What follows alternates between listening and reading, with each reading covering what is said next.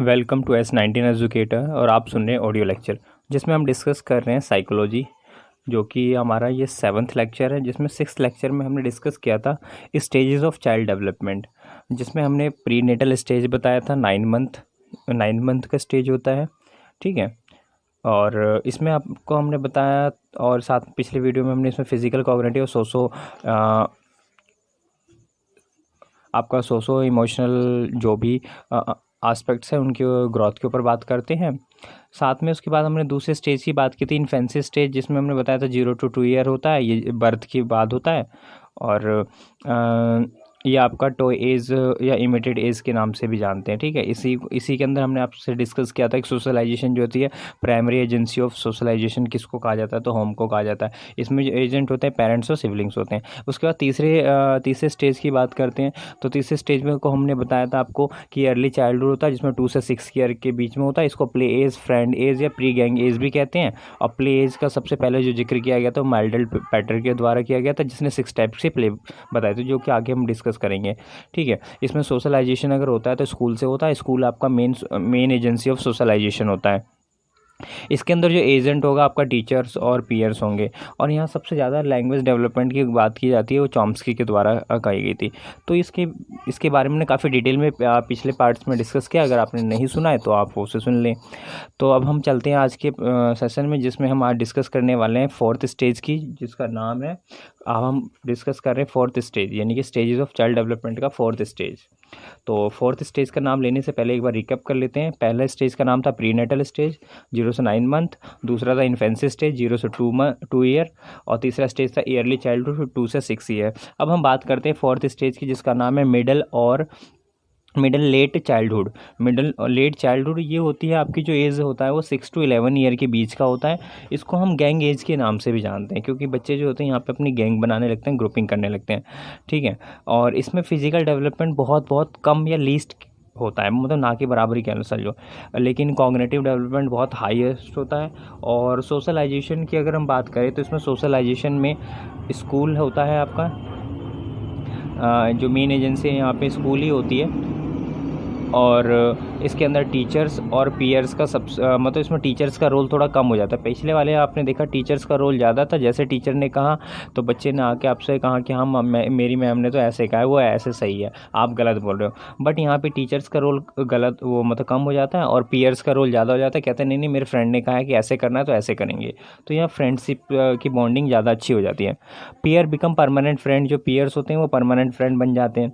अच्छा, इसमें जो फ्रेंडशिप्स होती है ना, वो बॉय के बीच में होती है, गर्ल्स के बीच में होती है। यानी कि आपका कह सकते हैं सेम जेंडर में। पीछे अभी तक किसी के साथ भी था वो, लेकिन यहाँ पे सेम जेंडर के साथ होने लगती है। और ये सेम जेंडर की होती है। तो इस बात को एक्सप्लेन किया था फ्रॉड ने ही बोला है, ओके। और यहाँ पे कंडीशन बताइए कि इसमें जो गैंग होती है ना, जो फ्रेंडशिप होती है, तो वो 3 से 4 ग्रुप्स में होते हैं, जिनको हम गैंग के नाम से भी जानते हैं, ओके। तो उसके बाद 4th स्टेज के बाद हमारा आता है 5th एडोल्शन स्टेज। 5th एडोल्शन स्टेज की अगर 5th नंबर पे है एडोल्सेंस स्टेज, ये 11 ईयर से 17 ईयर के बीच में होता है। रिमेंबर 11 ईयर से 17 ईयर के बीच में होता है, जबकि अभी पीछे मिडल और चाइल्डहुड का पड़ा था वो 6 to 11 ईयर था। एडोल्सन एज की हम बात करते हैं तो फिजिकल ग्रोथ या डेवलपमेंट जो होती है सडनली इंक्रीज होती है, इसमें अचानक आपका ग्रोथ हो जाता है। और इस टाइप की जो ग्रोथ होती है उसको स्पॉट ग्रोथ के नाम से भी जानते हैं। क्या कहते हैं उसको? Spot growth. The physical growth and development is suddenly increase known as the spot growth, okay. इसमें हाइट आपकी बढ़ती है, हार्मोनल चेंजेस आपको इस स्टेज पर नज़र आएंगे। एंड इसी इस पे आपको डिफ्रेंशिएट करना शुरू कर देंगे कि मेल है या फीमेल है, ठीक है।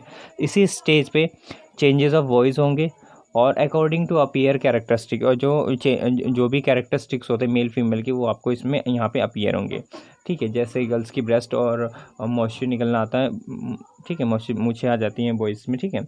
और यही एक पीरियड होता है जिसमें पॉवर्टी स्टार्ट हो जाती है। तो एग्ज़ाम में कई बार पूछा जाता है कि according two stages of child development में आपका जो पॉवर्टी पीरियड है वो कौन से स्टेज में स्टार्ट होता है। इसमें 4 ऑप्शन दे देंगे, प्री नेटल स्टेज, आपका ठीक है, प्री नेटल स्टेज दे देंगे, आपका इन्फेंसी स्टेज दे देंगे, मिडिल दे देंगे, एडोलसेंट दे देंगे, ठीक है। तो आपको बताना पड़ेगा, तो आपको पता होना चाहिए कि 5th स्टेज एडोलसेंट एज है जो 11 से 17 में होता है, तो इसी में सबसे ज़्यादा होता है। अच्छा, अब हम बात करते हैं कॉग्निटिव डेवलपमेंट की इसी के अंदर।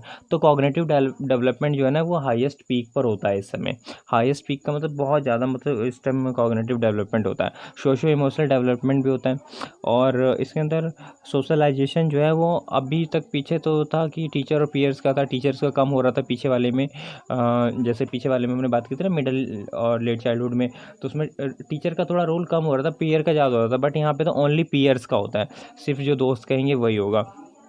अच्छा, इसके अंदर ना सॉरी इसके अंदर आपकी दो चीज़ें होती है, सोशो इमोशनल की बात करें सोशल होता है, और इमोशनल की अगर हम बात करते हैं तो इसमें क्या होता है, इमोशनल अपहेल बोलते हैं जिसको। इसमें क्या होता है, अचानक आपका मूड में चेंजिंग आती है, और जो मूड बार बार चेंज होता है ना, आपका ये करना वो करना, मूड में चेंजिंग बार बार आती है, उसको हम इमोशनल अपहेल के नाम से भी जानते हैं। और ये क्यों होती है, इसका मेन रीज़न क्या होता है, इसका मेन रीज़न होता है हार्मोनल चेंजेस के कारण होता है, ठीक है। चाइल्ड की अगर बात करें तो चाइल्ड जो है आपका चाइल्ड और एडल्ट के जो बीच का जो एज होता है उसको हम बोलते हैं एडोलसेंट ब्रिज। क्या बोलते हैं उसको, हम एडोलसेंट ब्रिज बोलते हैं, क्योंकि यही होता है इसके बीच का जो एक ब्रिज के बनाने का काम करता है, ठीक है। अब यहाँ पे जो मैं बोलने वाला हूँ वो बहुत इंपॉर्टेंट है, और आपका ये क्वेश्चन ज़रूर आता है।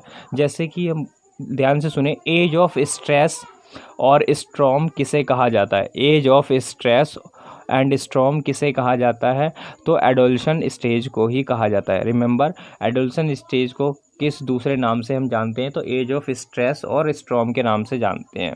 तो याद रखें, age of stress and storm किस नाम से जाना जाता है, तो ये जाना जाता है एडोलसेंट स्टेज। अब ये बात आती है, ये अगर जाना जाता है तो इसको देने वाले व्यक्ति कौन थे, किसने दिया था ये, तो जी स्टैनले हॉल ने दिया था। किसने दिया था ये, जी स्टैनले हॉल ने दिया था।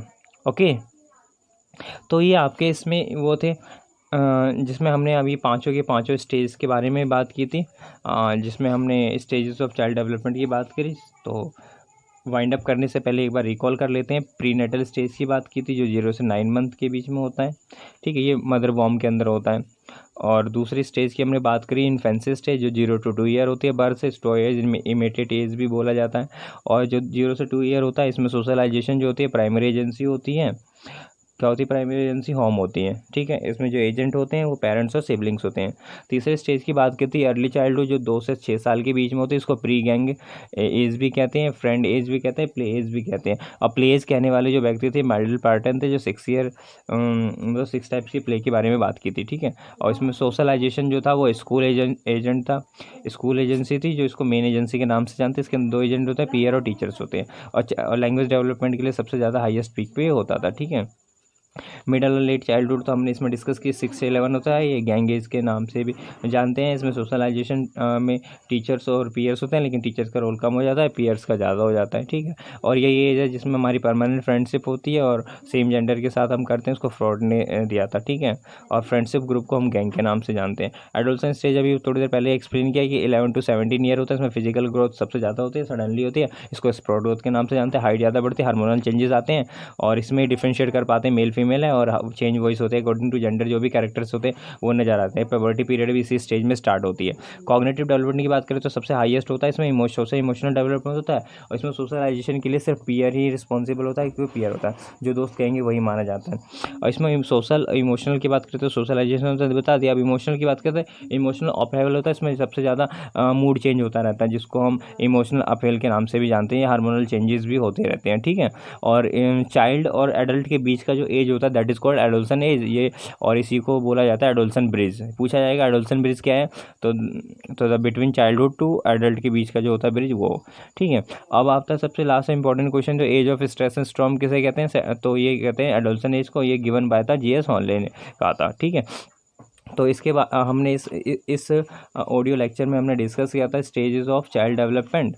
तो आपसे मिलते हैं अगले ऑडियो लेक्चर में, जिसमें हम बात करने वाले हैं हेरिडिटी एंड एनवायरनमेंट के बारे में। तो मिलते हैं नेक्स्ट ऑडियो लेक्चर में। Thank you so much connecting with us, bye bye.